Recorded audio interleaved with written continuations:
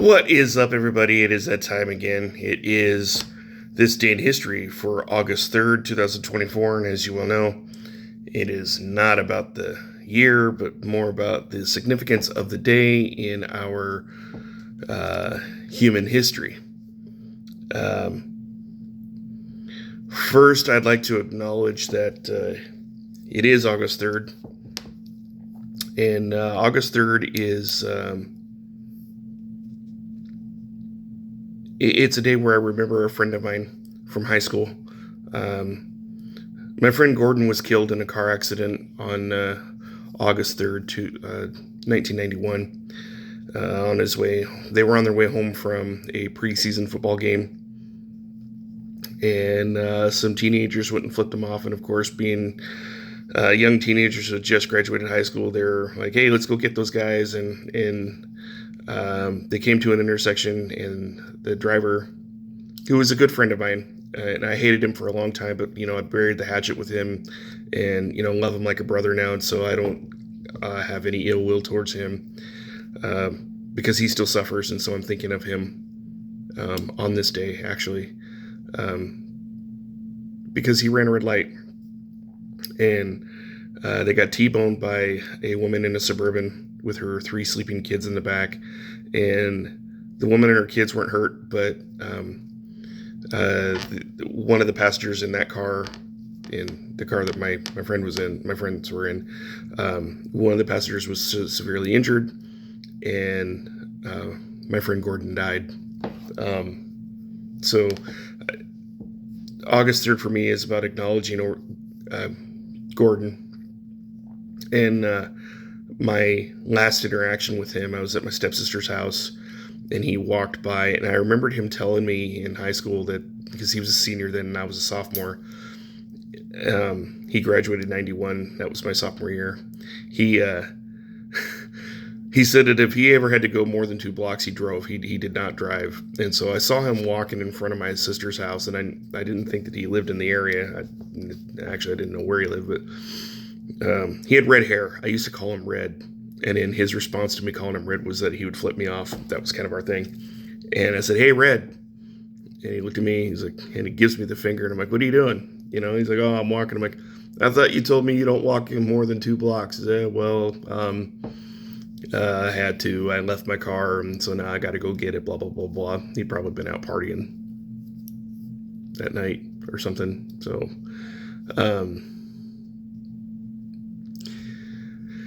So I remember saying, "Well, I'll see you around, Red." And he's like, "Yeah, Bill, see you too." And that was the last conversation that Gordon and I ever had, because it was, a few weeks later, August 3rd, 1991, that he died. And then I found out on August 6th by reading it in the Oregon City newspaper. Then it was called the Enterprise Courier, I believe. And yeah, it was just a really bad time there, because my step-grandmother had passed away on the 9th. Her funeral was on the 13th. And so I had a lot of issues with that intersection and just driving in general. I never got my license till I was 18. I got my license about a month and a half before I left for the Army. But I apologize for taking time out from this day in history, but it's history to me. So I miss my friend Gordon. We were only friends for that 1 year, but I mean, we became like fast friends. And I guess what I miss the most is the life of friendship that we could have had. His life was cut so short because of stupidity, and Jeff deals with that every day. So I'm not going to blame him. I'm not going to, he's tortured himself enough, really. His daughter just got married recently, and, he's had a good life, and, he deserved his do-over. And when he got married and then he had his daughter, he wisened up, and he hated like hell to have her in the passenger seat, because that's where Gordon was. He's always nervous about having people in the passenger seat. So, it wisened him up. It taught him something. He learned from that costly lesson. So not only do I think of Gordon, but I think of Jeff, and I'm sure that he's probably mentally torturing himself again, possibly. So, um, not that Jeff will ever see this, but I love you, man, and I'm thinking of you, and it's okay to miss Gordon. It's okay to reflect on what happened, and as long as you learned something from it, there really is no need to beat yourself up over it, man. Really. I mean, I don't think that's what Gordon would have wanted for you. I mean, you guys were friends too. I don't think he would have harbored such ill will toward you because of it. You know, if you moved on and you learned from the mistake and you lived a good life, I think that's all Gordon would want for you. That's what I would want for you. So, uh, I'm thinking of you too. So, uh, thank you for indulging me for the 6 minutes of reminiscing Gordon. So, um, let's get into this day in history, shall we? Let's start with the birthdays. The first one starts in 1867. Stanley Baldwin, he's the first Earl of Baldwin of Bewdley, Bewdley. He was born on this day. 5 years later, the King of Norway was born. That'd be Hakon the Seventh. Was born on this day, 1872. 1900, we see the birth of Ernie Pyle. Now, who's Ernie Pyle? He's, if you are in the field of journalism, then he's going to be a household name for you. He was a World War II correspondent. He was famous. He was a famous correspondent in his time. He was well known, and the thing about him that was so remarkable was that he, before embedded journalism was a thing, right? We hear of the term embedded journalists now in the modern era. Like journalists will go with even Geraldo Rivera in the Gulf War. He was embedded with military units until he started spouting off about where they were and what they were doing and da da da da. And then he was quickly removed because that's like telegraphing, your movements to the enemy. But Ernie was a war correspondent, and he was embedded with the Marines during the Pacific Theater. He actually was killed in a battle with the Japanese because he was embedded with the Marines. The Marines absolutely loved him. Everyone loved him. He treated everybody with kindness and respect. He told their stories. He humanized them and made heroes by telling, by introducing these heroes to, the people back home, through the newspapers and newsreels and such. So Ernie Pyle was born on this day in 1900. 1926, American singer Tony Bennett was born. 1934, Jonas Savimbi was an Angolan politician, and they Britannica.com kind of downplayed the fact that it's just, he was a politician from Angola. Well, he was a militant guerrilla fighter who fought for the, Angolan freedom, but he was a revolutionary, and most revolutionaries that I'm finding, when I'm reading up history on revolutionaries, most revolutionaries, they were not nice guys. They were just as bad as the people that they deposed, the people that they said were evil tyrants. I mean, these guys were no different.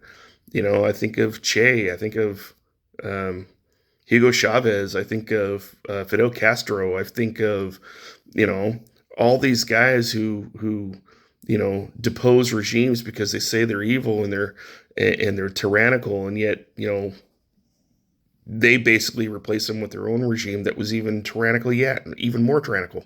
So it's like, I don't know. Well, I don't know much about this guy. I have a sneaking suspicion that he probably wasn't a very nice guy. I'm guessing.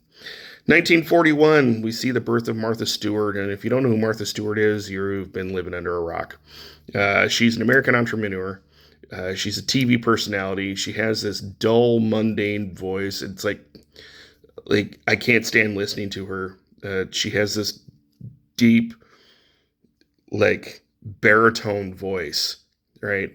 It's very deep voice. Like it's like not feminine at all. And I don't know. Sometimes I think she was secretly a man or whatever. I don't know. But so says the guy who has a, yes, I know my voice is a little high shrill. And so I don't think I sound very manly either when I hear playback, but yeah. She's also a jailbird. She was actually sentenced to prison, which ended up just being a simple house arrest for like 2 years or something like that, for insider trading. Go figure. I think she was sleeping with somebody and got some juicy details, and she made some mint off of that information, which under SEC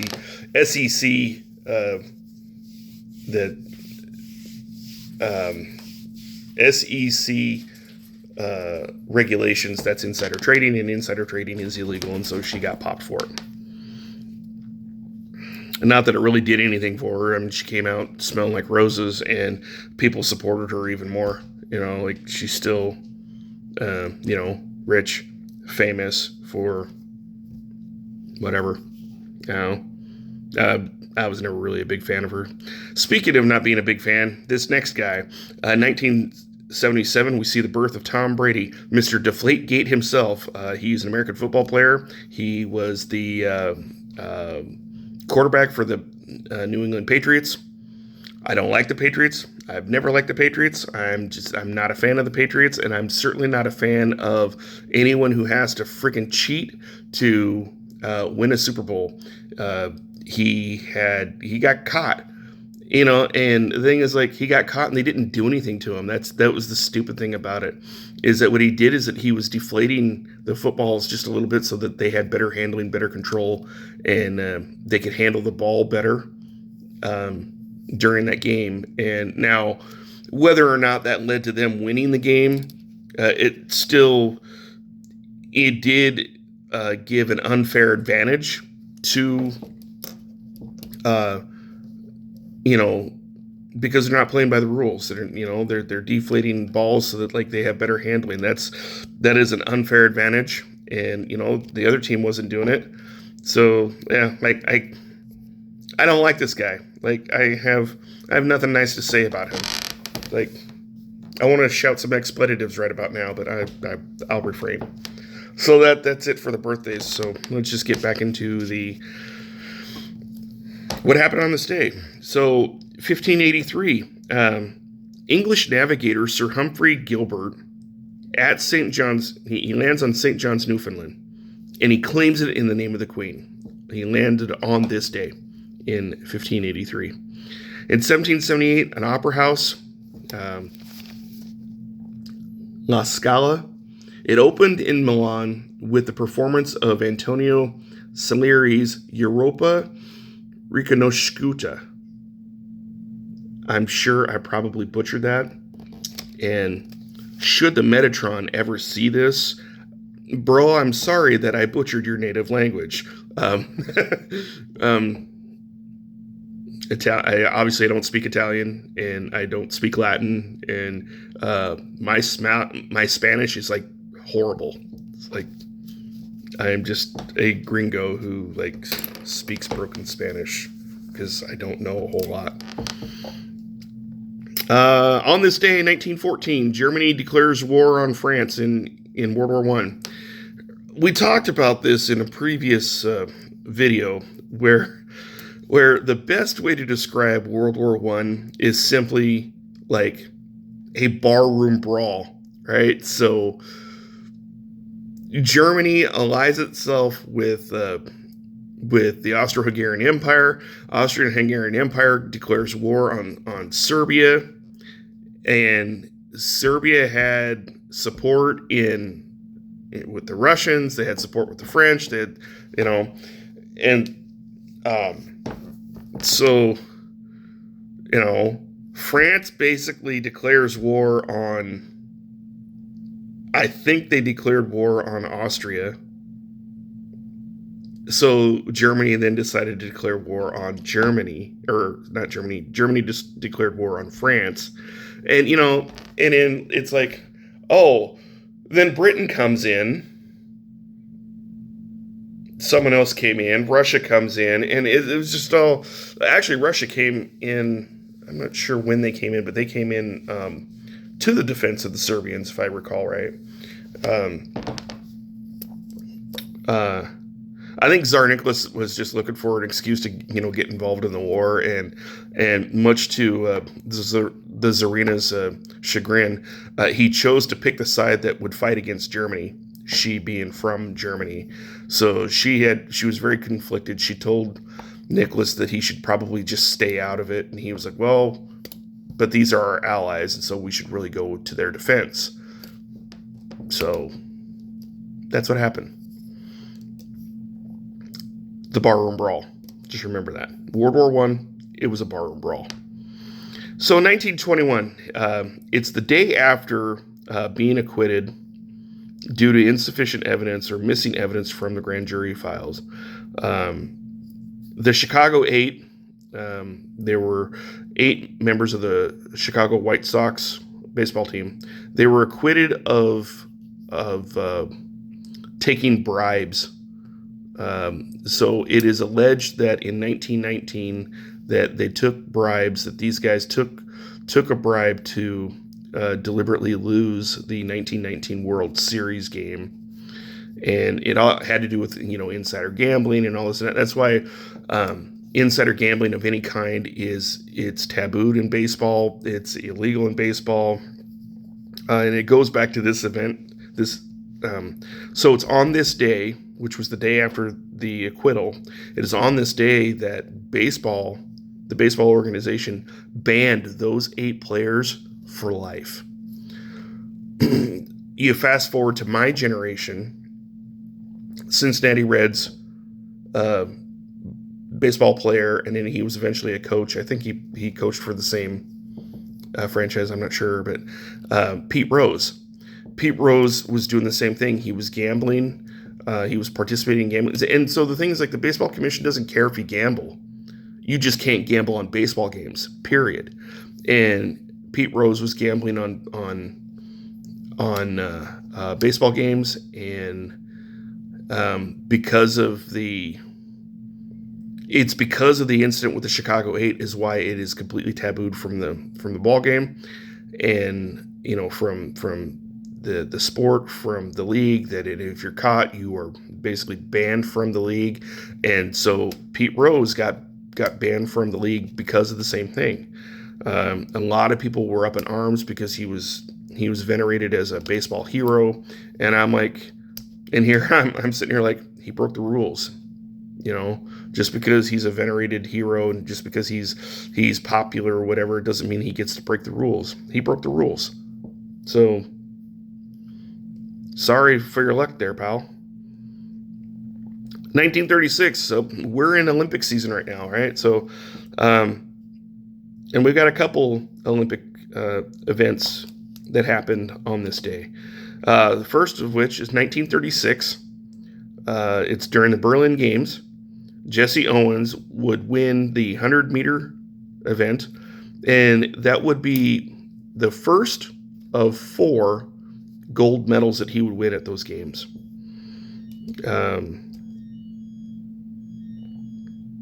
The other Olympic event that happened on this day happens much later, and we'll get back to it. 1940, I love this.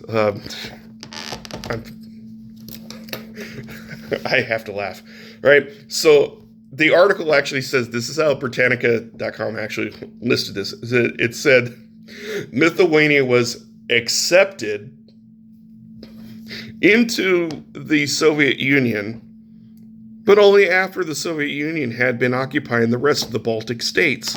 So it's not so much that they were accepted, they were annexed. Lithuania, Georgia, Belarus, Ukraine, and there's another one in there. The area known as Crimea now. I don't know what it was known as then, but all that area, all the Baltic states there, they were, you know, they weren't just accepted into the Union; they were annexed into the Union, the Soviet Union, that is.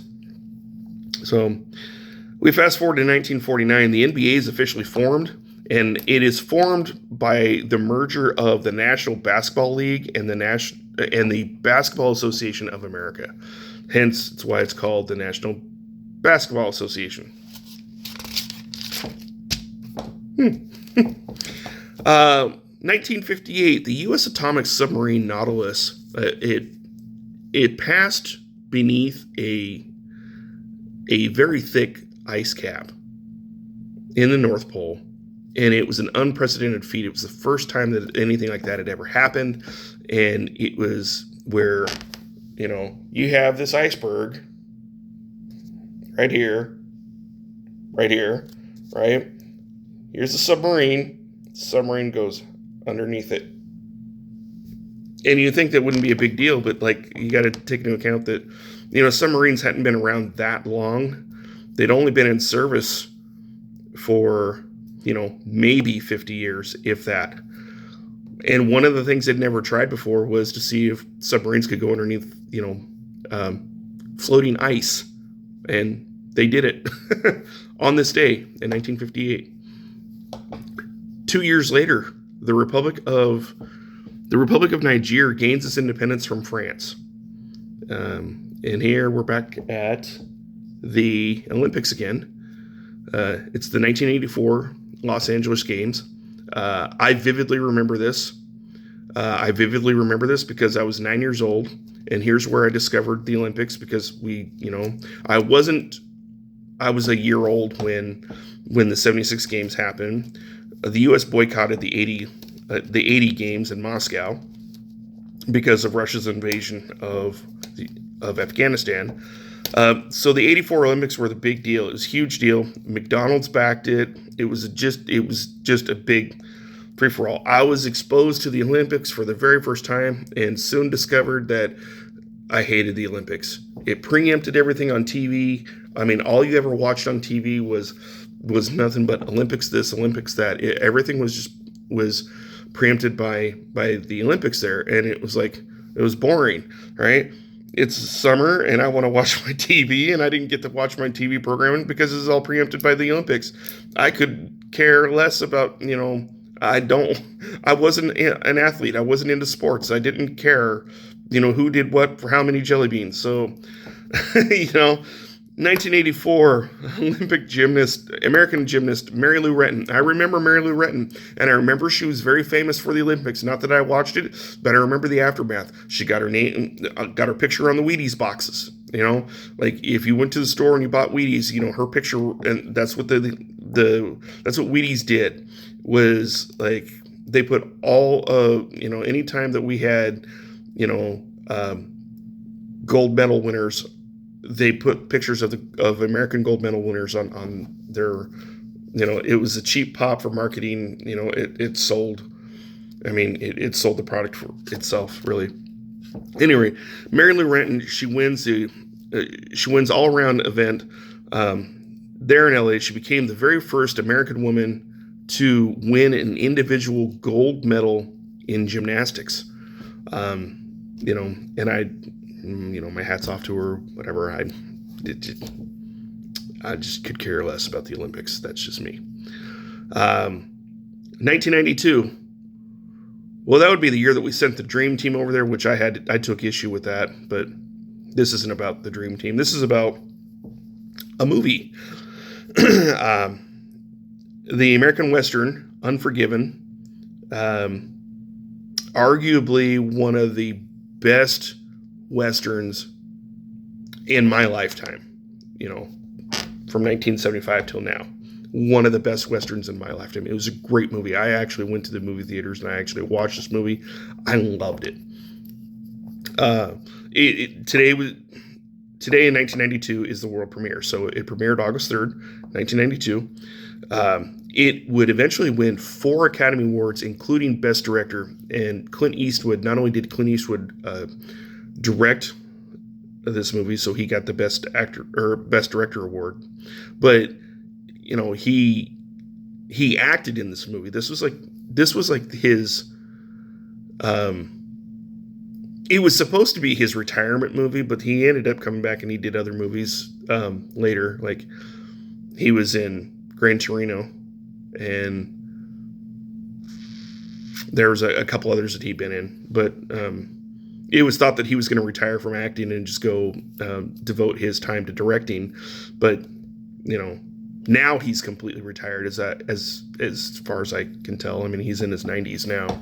But I love Clint Eastwood. 2004, French photographer Henri Cartier-Bresson, he dies at the age of 95. And he was best known for his photography work of capturing the moment of, life on the streets. He would go to the streets, he would just take these candid pictures of people just living life in, just street life, live in action right then and there, capturing that moment. That's what he was known for. So the featured event for today, it's you've all heard it. In the year 1492, Columbus sailed the ocean blue. It is on this day in 1492 that Columbus sets sail on his first transatlantic voyage. He believed that he could find a westward route to India. Mind you got to bear in mind that this is a time where people believe that the earth is flat, that there is no such thing as a round earth, and that if you continue to go west, you will fall off the face of the planet. Done deal. I mean, you'll just die. He believed there was something there. He believed that there was another way of getting there. He had no idea there was a completely another side of the world that was inhabited with land. So when I was in grade school, we were taught that he took the Nina, the Pinta, and the Santa Maria, and he went across the Atlantic, thinking that he was going to hit the India and carve out a faster route than instead of having to go all the way down below Africa, come back up, and then go around that way. He felt that he could find a faster route going over there.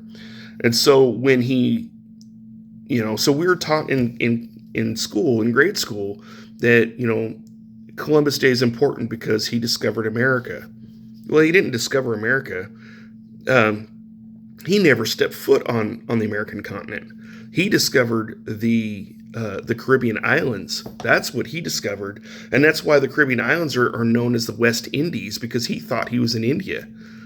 And then come to find out he's not in India. He's just discovered a new world. Well, once that got out that he had discovered this new world, everyone starts flocking over that direction, right? But here's the thing is so the Scandinavians kind of tend to keep to themselves. They don't interact much with, with Western civilization in Central Europe, Western Europe, and the like. They really didn't interact, right? So there's no way that people could have known that Leif Erikson had already discovered North America by finding Nova Scotia. He found Greenland, and then he found Iceland, and then from there he found Canada. He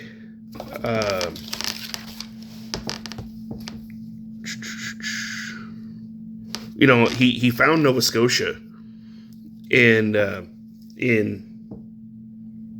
the late 900s AD. So that was almost 500 years, give or take, before Columbus. Leif Erikson had already discovered North America. And still to this day, it is taught that Columbus was the one who discovered North America when he wasn't. So he discovered the Caribbean islands. And he is chiefly responsible for why there was trade in the Caribbean islands for the next several hundred years. So, I mean, if we're going to give him credit, that's what we should be giving him credit for. The lore and the legends of the natives there, they don't speak very highly of him. He was kind of a jerk. He saw that they had gold, and he wanted to take all their gold and take it back to his benefactor. So, but yeah, this day, 1492, Columbus sails the ocean blue. And with that said, that is this day in history. And I've got some things that I need to do before I go hang out with some friends. Excuse me. So I need to get to it. You have a blessed day. Take care. Be safe. Enjoy the day. It's kind of overcast now. It was a little bit sunny earlier. But it is what it is.